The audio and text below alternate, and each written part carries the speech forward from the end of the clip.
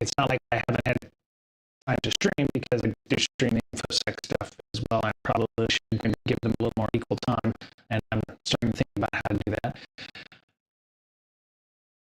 I am constantly thinking, constantly looking at things, getting ideas for, things that we can incorporate into this next campaign. I'm also open to ideas that other people have, but I have a couple of things that I want to do that I think is interesting. Well, I don't say interesting. They've been done before. I mean, most RP systems are fairly tropey. They follow either an established setting or story, or something you saw in a book, except there's a little twist on it. Like the other day I saw something on Reddit where somebody was like, hey, I have a magic system, but then I found that it's pretty much like another book system, and people were giving that person a bit of shit about, well, it's like it's magic, but you eat metals or something like that, or the magic comes from the source, or we call it sidine or something like that. So it's hard to have an original idea these days, and I'm not looking to profit off of things that I do, but every magic system comes down to either something you have, something you know, something you are, right? Just like information security, something you have, something you know, something you are, something you get, that kind of thing, something you earn. D&D, something you have is like the innate abilities, like sorcery.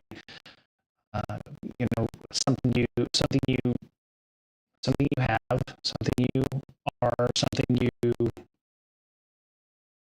So in security, there's like different kinds of authentication. So you have passwords, which is something which would be like a sorcerer or something, or not a sorcerer, but a magician or a mage or something that goes to school and learns things, and you got it stuck up in your head. For password, in this case, it's something you've memorized and you can pull up from your intelligence or from your memory. Something you are is like biometrics, like your eyeball, your retina, your fingerprint, your blood, things that are indelible to you. So that would be like your sorcerers, the folks that get it through genetics or lineage, or my great grandfather, hooked up with a gold dragon or something, and now we have gold dragon blood in our lineage and stuff, so we can cast magic that way. What does that look like for Hey You Up for a gold dragon or something like that? Anyway, and then something you get, or something you have, right? In this case, for some people, might be these things like a soft token or a YubiKey or something like that has a value on it, and then you use it and it gives you things to access in this case. So the YubiKey has some value on it. When I press this button, either short or long press, and it gives me passwords. I use that word. And that might be you're given something like a pack magic, like you're given the power from somebody or something, and or you have balls that capture critters in them, so you don't actually have any power yourself, but you tame the critter in the ball, and the critter fights for you, which we're going to go into a little bit of that later, I think. So for D&D related stuff, it'd be like warlocks. You're given the power based on a give and take, a contract, if you will. Clerics are very similar to warlocks, in my opinion. Please put your hate in the chat, because they are very much the same. It's just different ends for the people granting the power. Either they already are ascended, or they have an agenda, right? You're not just going to give the power of their own free will, and they have an agenda. Just like the patrons for the warlocks, celestials, outer fiends, whatever, they all have a reason for doing that. They want to further their own goals, and I think some of what gets lost in the D&D realm is, what is the purpose of the warlock? Are they they get the power, but they have to do something. Or the cleric, the warlock, or the cleric, they have to do something for that. Paladin, same thing. They pledge their faith to a higher idea and they get power from that thing. And I think the paladin is maybe slightly different, especially if you start using the newer values of a paladin, where it's like on a virtuous paladin or something like that, or I can have a vow and that gives me power, and set an inner power, kind of inner power, but still that power comes with an idea of there's an agenda to fix something, or to right a wrong, or to address a problem. In this case, everything's not happy and gay, and everyone's really, there's nothing wrong, and then you just become paladin of what, I don't want to mess up everything. So that's it's a bad paladin. But my thought was there. It's like you have an agenda, you have a reason to address and fix the issue. Kind of what I was thinking about with regards to the various magic systems on our playing field here. So some of you know this. This is the whiteboard that I use. Was fussing around with it a little earlier. I don't want to zoom out, so there we go.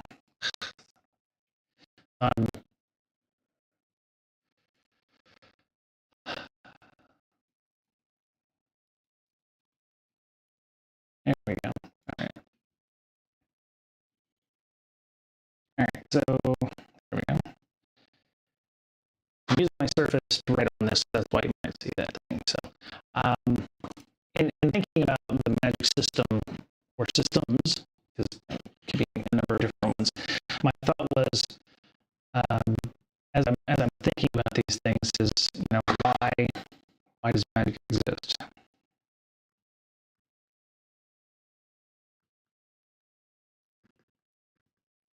Why does magic exist?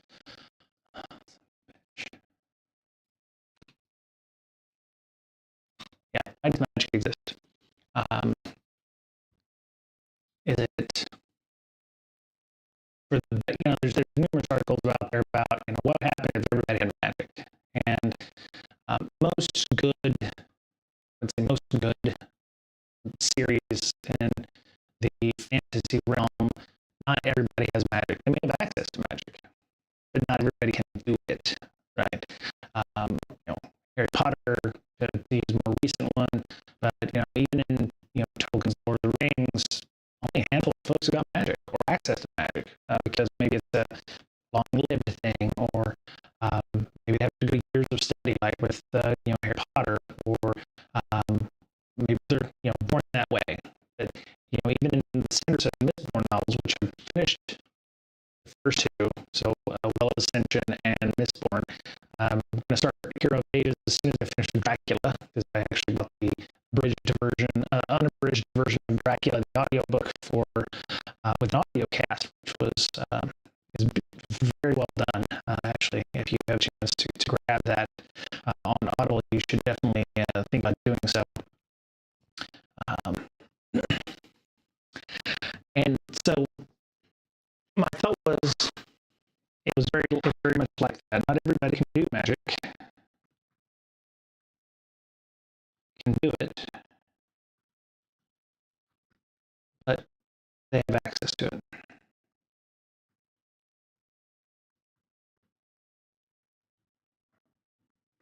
And that will help us down the line, right? That will help us with there might be organizations that do philanthropy, like a Royal Order of Magic Users or something like that. Royal Order of Magic Users. Welcome to the room. We're the Royal Order of Magic Users. So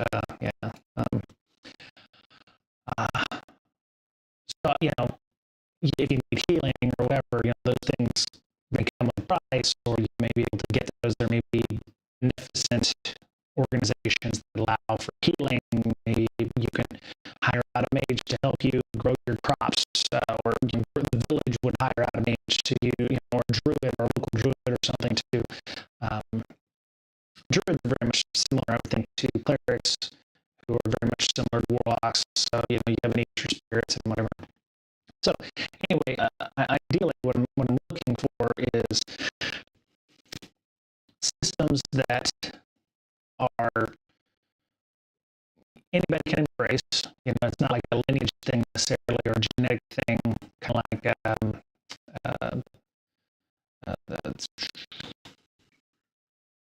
like the Denery, Dery. Go look that one up if you want to. There's a fudge series from Great Ghost Games called the Denery Adventure, or Denery. And they're basically aliens that allow for access to magic. Um, but so the three systems that I thought of that maybe everybody has access to in this case, or can get access to, and maybe there's training involved or something, was there's a rune system, sigils, runes, drawings, hieroglyphs, you know, emojis, and that kind of thing. Emojis.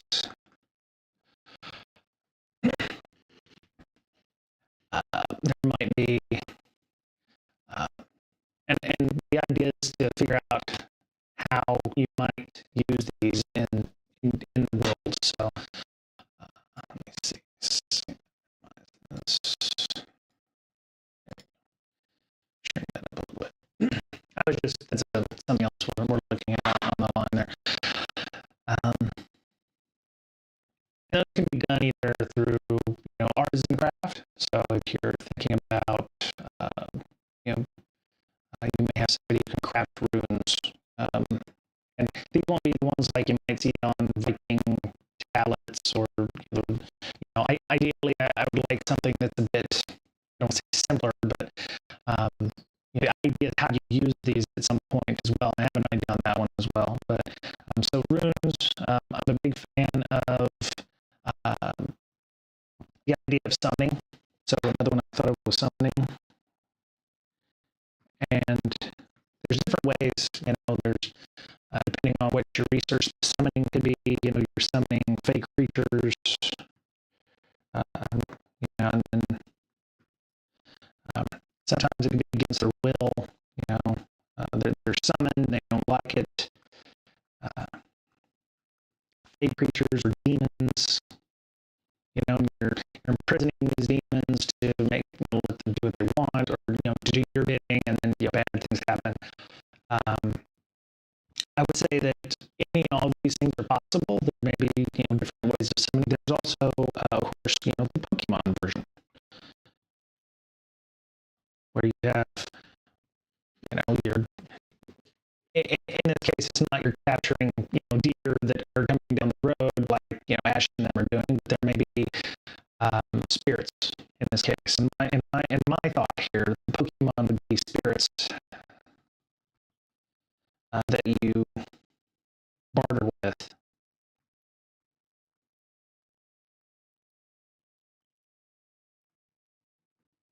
And it could be, and my thought was like animals, like spirit, not celestial animals, but there are numerous examples of that. There are, let me see. I have so much to download, you have no idea. So,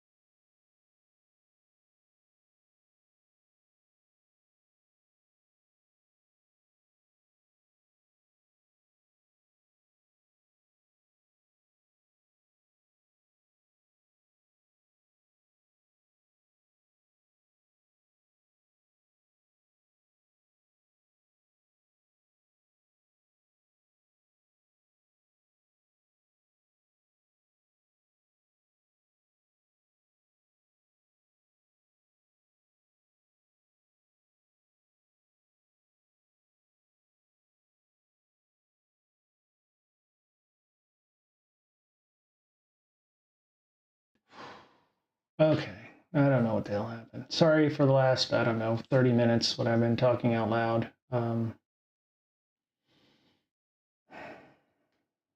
Jesus Christ. Okay, well.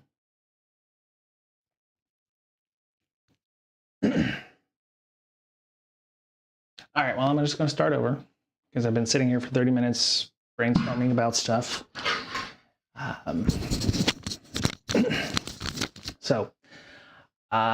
I have been working on. It's okay. It's all right. Now my ass is sweating. So this is kind of what I've been working on. Before if you saw this live, then you saw the 30 minutes of me just sitting here chatting with myself because I didn't see the monitor running on my system. The questions I've been asking is why magic exists. Can everybody do it? Not everybody can do it. They have access to it. There's some things that I'll probably need to get rid of because they won't make any sense here because it was very much a time and place thing. So we'll get rid of that. Ideally, I was looking at different ways of generating magical effects in this case. Note to self, record locally next time. That way we don't have this problem in the future. Okay, so the two systems that I have thought about for the last 30 minutes without letting people know on the stream was the idea of runes and sigils, hieroglyphs, emojis, methods by which we generate those. And so there's a couple of websites that I use for those.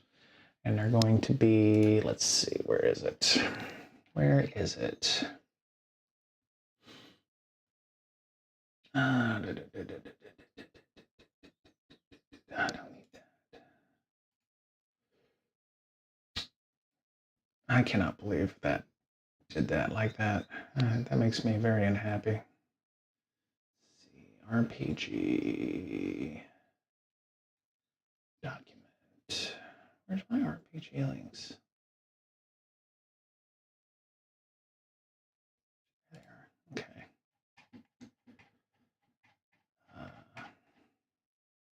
Maybe character, magical reference. Play it solo. 10,000 coding practice challenges. Okay.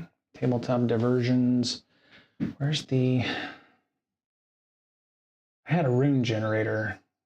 I'll have to find it again here.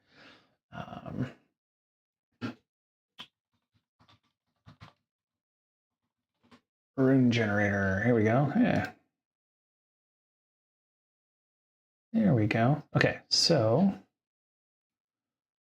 I'm going to shrink this up a little bit and turn on my browser.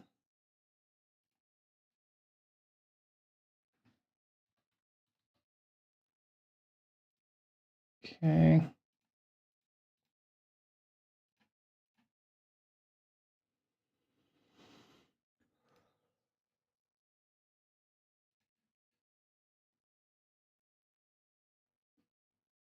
Okay. Shrink these up a little bit. So these are the kinds of runes I was talking about, and this is actually a website called watabu.itch.io. Let me put that down here. Put that up here. Okay. And it's called watabu.itch.io.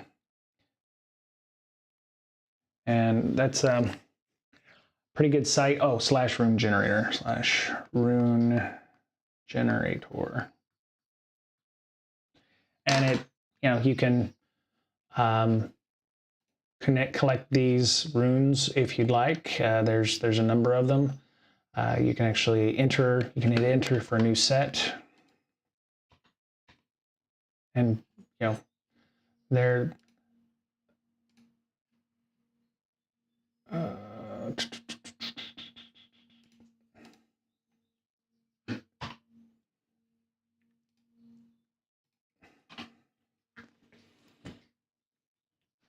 And I mean, here's what, 30, what is that? 1, 2, 3, 4, 5. That's 100 runes, basically, I think. So there's 100 runes right there. Don't need to do anything else. You've got 100 runes that you can use for anything.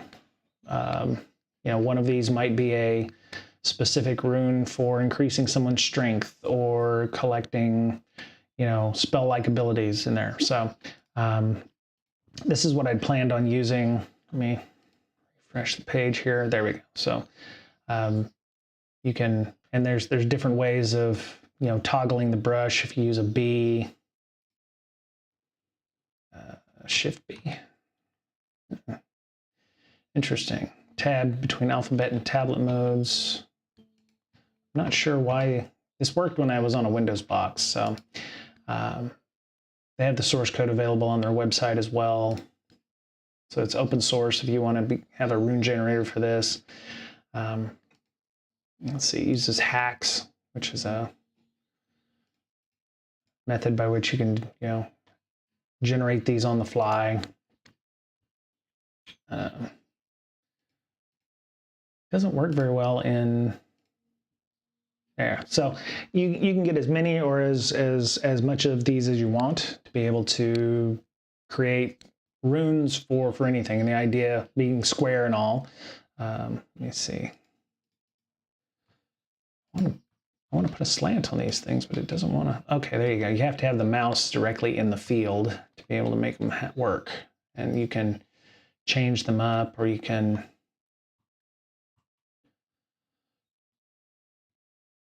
wiggling. There you go. You can make them a bit more eldritch in this case. So you can and you can randomize them like that. And that's kind of the idea. It'd be like the runes get stronger the more correct you make them. Kind of like in calligraphy, when you first start creating runes or you first start drawing runes or what have you, they're not going to be perfect. With the idea that it's only somebody with a practiced hand that's going to be able to make them straight, make them perfect, make them the ultimate kind of deal, right? So if you were to draw one and you've never drawn one before, maybe you're going to have like let's say, maybe I take this rune right here and I'm drawing it, and maybe I'm drawing it in a hurry or something, so it doesn't look exactly like that rune there. But if I took my time, and of course this one's still going to suck because I'm nervous as shit. Or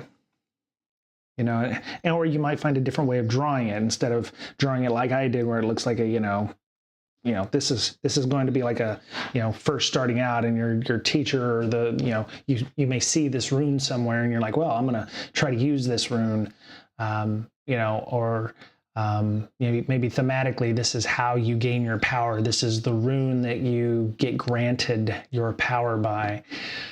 And you spend time like drawing your letters when you first, when you're a kid, you're drawing your letters and your J looks like, or your K's are, all over the place like this. You get better at it, right? So much like that, the better your runes are drawn, or you teach somebody what the rune looks like. Maybe they don't draw it right, or maybe they draw it, differently, and there could be a chance for failure. There could be a chance for it not to work properly. And then, so I'm just thinking and spitballing on ways that we can make this better. So, and that might be, the more correct the rune, the more likely you're able to channel more power into it, make it more powerful. It might break because you've drawn it in such a way that it's a weak point in certain places. So when the soul power or electricity or whatever it is you want to run through it goes through it, it might break something. Certain materials may not hold up well to runes being used on it, that kind of thing. So soul power or power of any type. Right. So I talked about binding and summoning things. My thought was, in my world, it would be more like a Pokemon or something like that, where you're creating the essence into people. But my thought was you might also create a tattoo or something like that and be able to channel magical entities or spirits into that. And I can't take full credit for this because I did see some homebrew stuff on Reddit just recently where it was like there was a tattoo of a guy with a magnificent looking falcon on his shoulder, and the idea was the spirit of a falcon lives in that tattoo.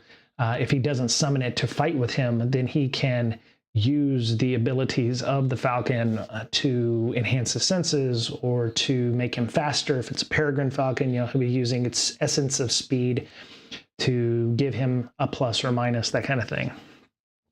I'm also a big fan of purely martial characters. So there may be some people that, you may, you'll gain additional, my thought was like the battle master kind of martial, where it's like, you get high enough level, you're going to be like Conan, you're going to be badass fighter, but then people are going to flock to your banner because they believe in you as a military person or somebody who can lead them into battle, or a tactician, or gain followers and hench people.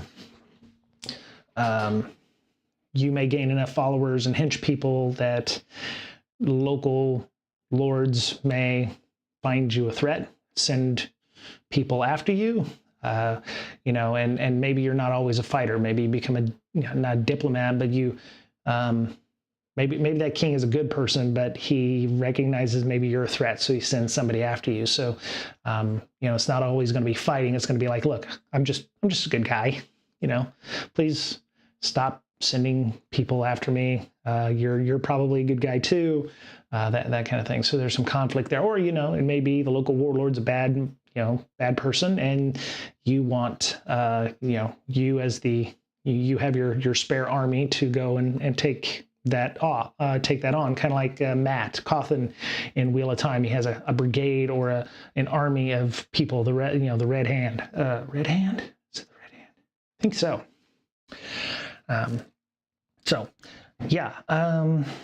But I was thinking of different ways of summoning and binding things, whether it be in a ball, small crystal ball where you throw it out and there's a Pikachu. It could be somebody who has bound spirits and creatures from other planes or other planets in this case, because I said my planes could be planets like on High Rollers where they go through the infinite staircase to the astral sea to get to those places. The Pokemon can be like spirits, animal spirits. My thought was there's so many more animal spirits than there would be human spirits. That was it. So the last one I have is the Dream Realm. Dream Realm.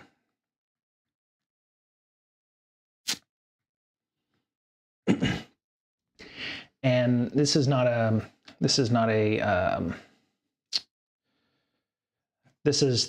of, I don't want to say unique to the world that I'm trying to build, but the idea is that because of what I called the War of the Words, in this case, the War of the Words.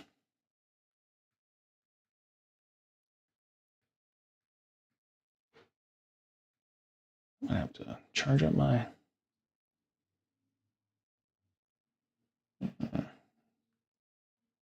Turn that down a little bit. Because of the War of the Words, there are entities, ascendants, if you will, that have been bickering and fighting amongst themselves for words.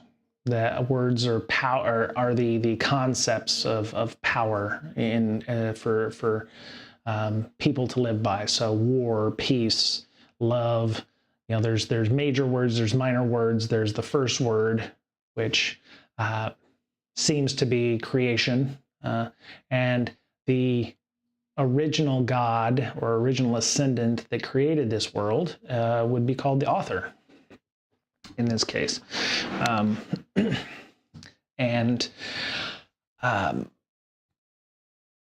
These words were left behind when the author left. Ideally, this all goes to part of the mythos of the world. Normal people don't really know what's going on the ascendant level, or the God level, if you will.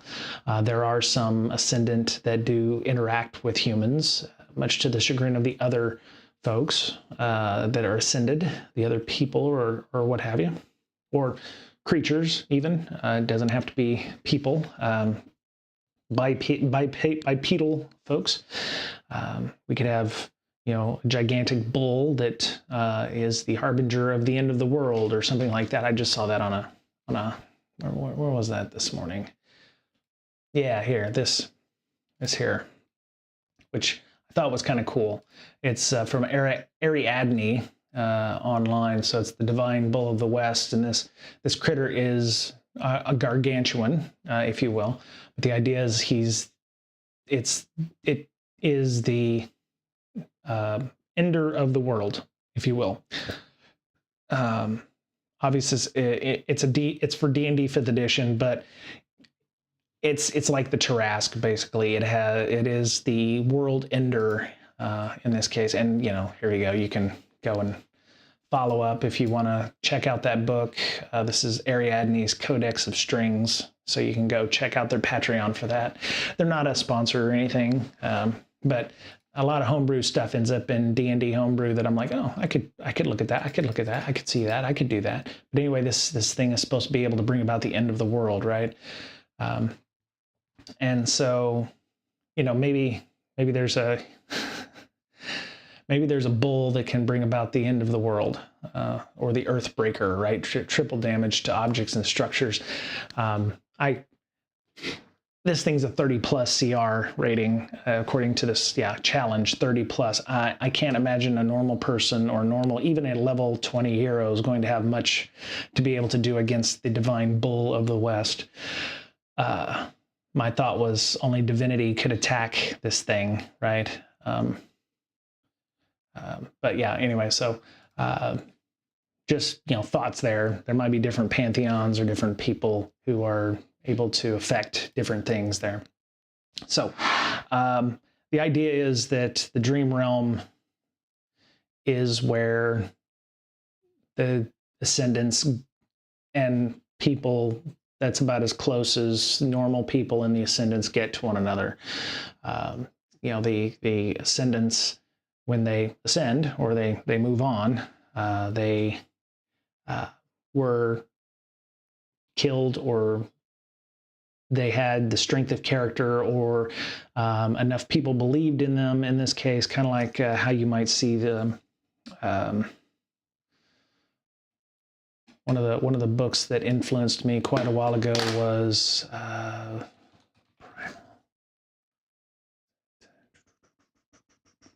Primal Order. This was a capstone book from what was Wizards of the Coast, but was, I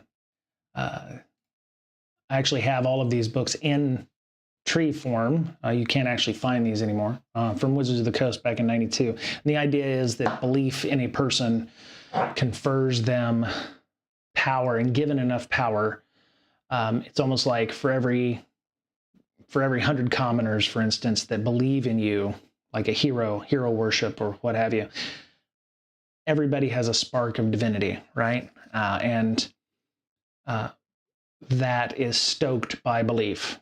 And when people believe in this person enough, like, oh, they'll save us, they're, and I actually have this book, Pawns, I have Knights, and I have chessboards. I actually have, I think one of these is signed by one of the authors, Nigel Findlay, I think, signed it. The only other one they didn't have was the Bishops and the Rivals of Estadil, which didn't show up. So, yeah, and obviously these other ones here, which would be great, but unfortunately, Magic the Gathering ruined that, and those capstone other system books didn't come up. So, boo on Magic the Gathering. I look forward to your hate. I'm just kidding. But they are great documents, and I think they are pretty nice in terms of that. So the idea in this world is everybody could be God. in this case, in our world. So, and that's why the dream world exists.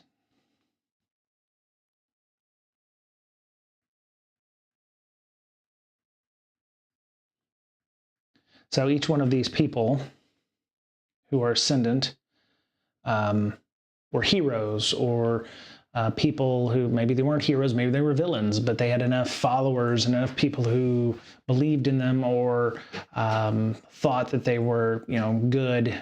There might even be campaigns, and some of the recent ascended may have had, Instagrams of popularity that allowed them to become ascendant in this case.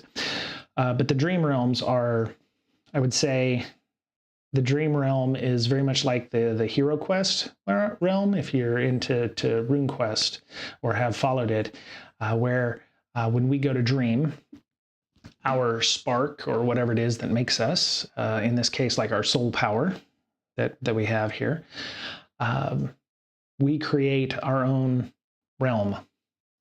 And for the author in this case, the author dreamed up this world. It's kind of a Ouroboros here, if you will. I'm the author in this case. And everybody who creates their own worlds is the author, right? And so I'm cultivating what this world looks like. So I'm the author, by the way, and I wake up and I go somewhere else. But in this case, the author was powerful enough that created their own world and left. And all the words that used to create this world stayed in terms of concepts and ideas. And so the dream realm is everyone else's version in miniature of what the author created. So it's kind of we're living inside of a dream. So there's a dream inside of a dream, if you will. And the people that live in the dream, that when they sleep, they go to their dreams, they go to the dream world, they dream of things. And some of the backstory is with the War of the Words, one of the words was shattered in this case, with that being the one of knowledge. And when I say that, magic exists, magic didn't exist until the word of knowledge was shattered, in this case, greatly weakened by what happened. And we'll talk some more about the backstory on that, but it was basically all the other words realized that the word of knowledge was the first, is the most powerful word next to creation, which nobody can seem to find. The word of creation. And in fact, what the ascendant themselves don't know, and I think what will, I think that there's probably some other things going on there, but the word of knowledge was shattered. The words themselves kind of are semi-sentient, I think, in some cases, so they're not really controlled by the ascendant, but it's almost like a warlock patron kind of thing. But the word was shattered when the host, or the current person who was hosting the word of knowledge, was killed, and it scattered to the world, to the universe, the known universe, and people who were in the dream realm at the time saw this, which surprised them, which is why I'm saying not everybody can do magic, but they have access to it. So a good, I would say 10 to 15% of the population on this planet have the ability to access magic because they were in their own dream realms, dreaming of flowers and everything, but all of a sudden a meteor, the equivalent of a meteor shower, landed in their dream realm. Some people seen it manifest differently. Some saw constellations in the sky. Others saw flowers growing that spoke to them of forbidden knowledge, which gave them the ability to do some kinds of magic. Others might have had a favorite animal or a toy speak to them. Actually, that's pretty good. the stars themselves, the constellations are actually runes, and each person had a specific rune, in this case in the sky. So, you know, going back to the rune generator, people might have seen, you know, something like this in the sky. You know, or they might have seen it in their head, and then when they wake up, it occupies their waking mind. So I would say in this case,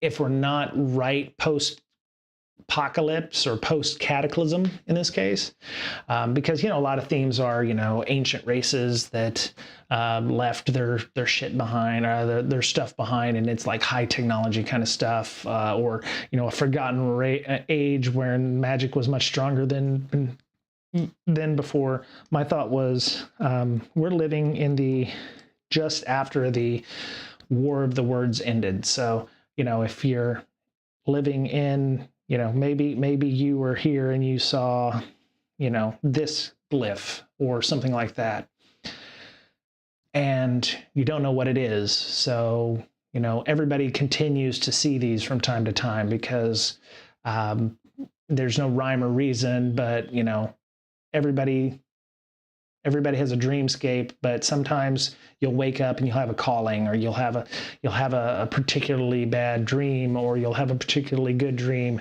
and you'll see a glyph, or you'll see something that manifests itself, a glyph, or you might see an animal, or you might have a dream about a flower that, you know, speaks to you, or you smell the flower and it reminds you of something that triggers the power in this case, whether it be a summoning or the ability to influence nature, or that. So that's kind of how I'm figuring that we are going to do magic in this case. If anybody is watching, I look forward to your questions. Look forward to input and feedback. And I think I'm going to go and see how much of my video I can keep from my stream. And I'm going to codify some of these notes, because these are so everything comes from the dream realm. The idea, okay, so it could be, you know, people would see something, and I think that's what we're going to do when we make the character, which I think the next time we meet, some of the possibilities will be, what does the world look like?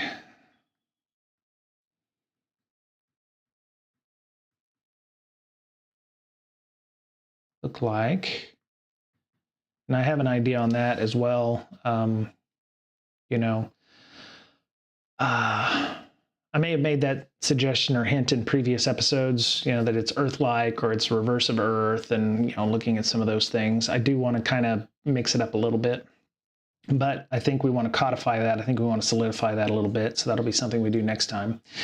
Another thing I want to do is maybe create our character, create some, I think that there needs to be some limitations on this magic as well. So that's something I think I'll work out on my own, limitations on magic, because magic should have limitations, because kind of following the Sanderson magic rules.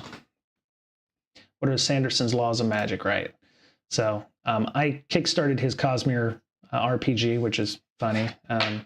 So he says he likes magic systems. Those probably evident to you have read my work, which I have. I got hooked on Sanderson after I read the last 3 books of the Wheel of Time series, which some of you heard me talk about in the previous campaign. So he has some magic rules that he uses for all of his stories. Storm, was it? So Sanderson books. So I have read books. Here we go. I haven't read the Stormlight Archives yet. I have done the Mistborn stuff. I've done book 1, Final Empire. Book 2, I just finished The Well of Ascension. And I've got the Hero of Ages in audiobook that I have on my phone, as a matter of fact. But I have not heard the new ones. Oh, Secret History. Hello. I wonder if that's... I also have some of the books that he did during the pandemic. So there's Tress of the Emerald Sea. There's a couple of other ones that are a bit shorter that I haven't listened to as well. And then there's, the Stormlight Archive and all those. So the Mistborn Saga. I haven't listened. I've got the new ones as well, the Alloy of Law and the Wax and Wayne series. I haven't listened to those. The Elantris one, here's the Tress of the Emerald Sea. Yumi and the Nightmare Painter. Sunlit Man, yes. Elantris, this one was weird. That one was definitely on the weird side. It was his first book, but I mean, it was definitely interesting. But I was, 10,000 words of bonus content. Okay. Warbreaker, I've not read that one. Magic, Mystery, and the Politics of Divinity. Oh, that might be something to read if I wanted to, understand the politics of divinity. Of course, any Greek tragedy or any of the Greek mythos, it's full of, trifling and people doing things they shouldn't be doing. So, but yeah, there's good number of things there. But anyway, so he says, what are his magic? First law, author's ability to solve conflict through magic is directly proportional to how well the reader understands said magic. That makes sense. Ideally, you don't want to necessarily solve conflict with magic. I would rather try to solve it with words, but a well-placed fireball doesn't go amiss, right? Number 2, second law can be written simply. Limitations is greater than powers, or if you want to write it in clever electrical notation, you could say resistance is... So, the limitations are greater than the powers. So, in the Mistborn series, you can't do everything. You can pretty much fly a lot. They fly a lot. You can play with people's emotions. As they go along, there's other things, and I'm sure if we read the Wax and Wayne series, there's other stuff that you can do. But there's 1 or 2 magic systems in that, feruchemy and allomancy. But you can't bring back people to life. You can't throw fireballs. You can throw coins at people. They throw coins a lot. You can also soothe people's emotions. So there's huge limitations on what you can do with allomancy and with feruchemy. Most feruchemy seems to be done internally by people, so you can increase your strength. You can actually decrease your weight, which was another thing I was thinking about with runes, where you could adjust your physical characteristics. So if you wanted to jump, you might reduce your weight or mass in this case. So you can boost up, or you might boost higher if you reduced your weight and increased your strength, that kind of thing. But that does take stamina to power those runes or to do those things. Or if you have a spirit, then you would use the spirit's stamina or energy to do so. And it's limited. So it could be quite limited depending on how much you want to do that.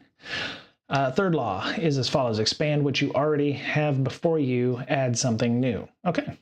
So that's pretty good. I haven't seen anything that, I think we see that in the Well of Ascension, where Vin figures out a way to go much faster in the last third of the book to get back in time to fight the battle that exists or will occur. I'm not going to give too much away, but if you haven't read the book, it's been out for about 20 years, so maybe you should go get it.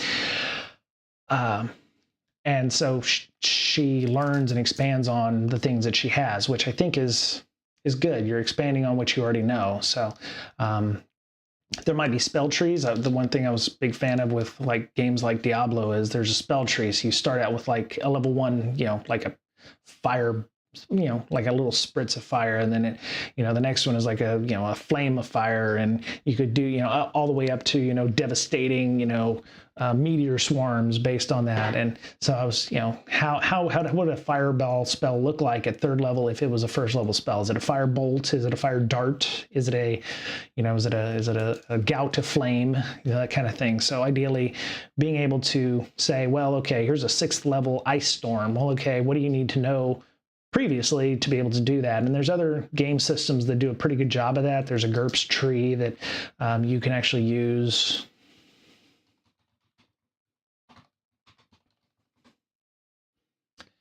Spell charts.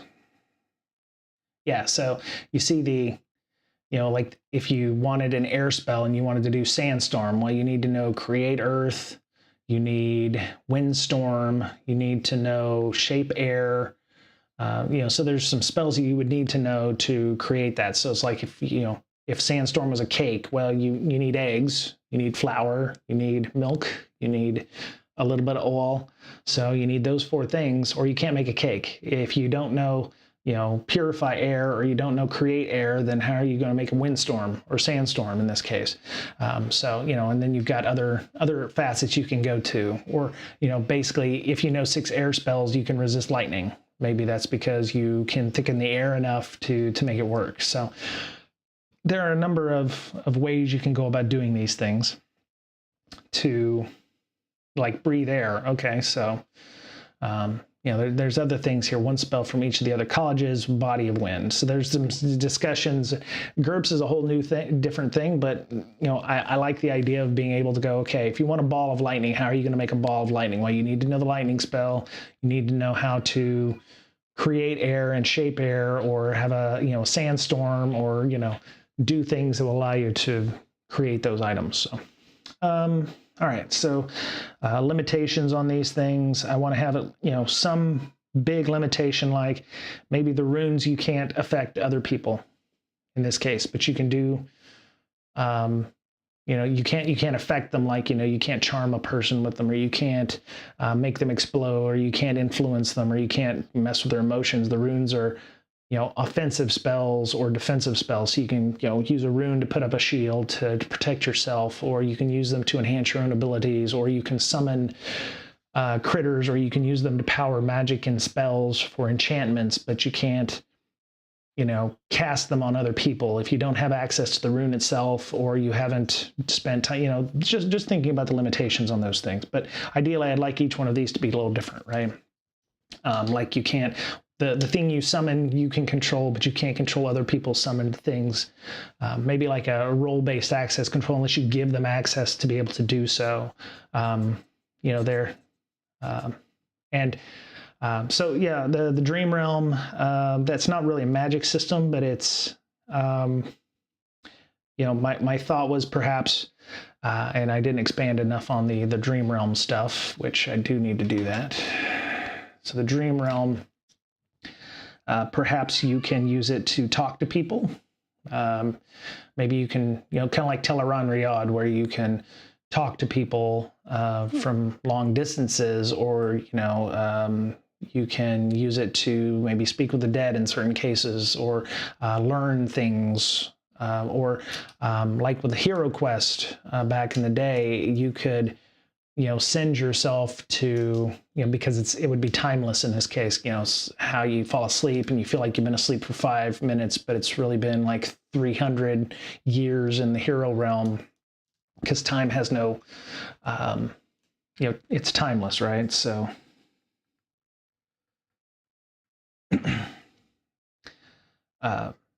you might travel to somebody else's dream.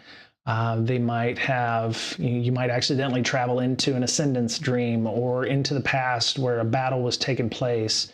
And, depending on how well you did there, you could actually change some facets of this, or you could gain some knowledge of those things.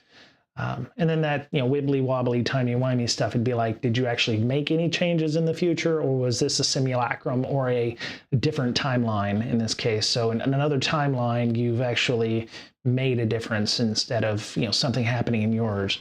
And what happens if somebody comes to your timeline and messes up the past that way? So there's a lot of things that could happen in the dream realm. Obviously, we're not going to go through all of this in the first campaign, but that was how I wanted to, affect other time streams.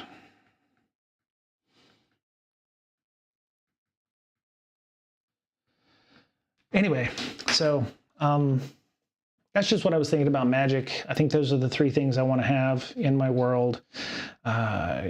Don't have other ideas on that, and of course we'll have to create some limitations on those, especially the dream realm, because that could get really overpowering, right? It requires control, right? Sometimes to move. Everybody has a dream realm, but they only control their own. Very much like Teleron Reality in this case.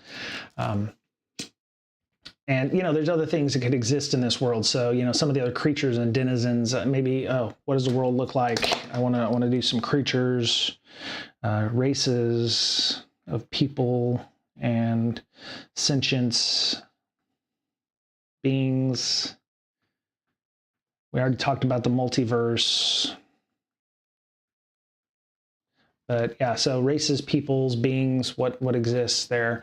But yeah, so looks like we, maybe the next session will be a little bit longer. I'll have a bit more of an agenda, unlike this time, and make sure that my freaking audio works. So, but yeah, that was it. That's all I got so far. I think this was probably a good place to stop. That way I can codify and add some stuff. Maybe set up a GitHub page so that I can keep track of all of this stuff, and you can watch it and look at it too. But anyway, so if you enjoyed the shortened version of this that's on YouTube, please like, subscribe, send me your comments and suggestions down below. Can't guarantee that they will be incorporated, but I will definitely look at them, and maybe they'll give me some inspiration for something else. I'm not against having a race of rabbit people or something, because I'd really like to have something other than elves, dwarves, halflings, and humans, and orcs and half-orcs and celestials and whatever. So maybe we'll have some minotaur people, or maybe we'll have a delightful, mining, people who live underground, but they're rats and moles and rabbit folk or something like that. So, yeah. So, yep, that was it for this episode. Check us out on, I think we have a Reddit, so Reddit right here. And, yeah, tell me what you think. If you don't like it, maybe keep that to yourself. Just gonna say. Would like positive comments or feedback, but if it sucks, just move along. There's something else you can go and enjoy. And yeah, hope you have a good day, and we'll see you soon. All right, take care. Bye now.